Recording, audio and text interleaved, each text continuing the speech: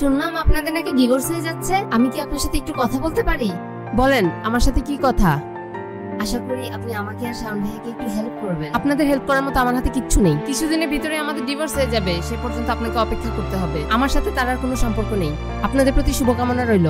কিন্তু সে আপনাকে ডিভোর্স দিতে চায় না। আপনি কি বললেন? আমি খুব চিন্তিত।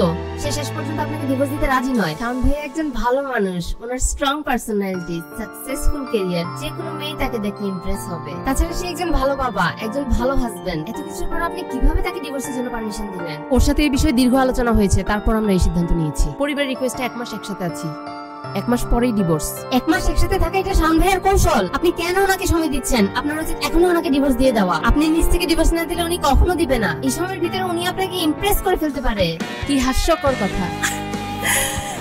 আমি জানি আমার হাজবেন্ড কেমন, মূল সমস্যাটা কোথায় সেটাও জানি। আমরা একটা পিসফুল ডিভোর্স চাই।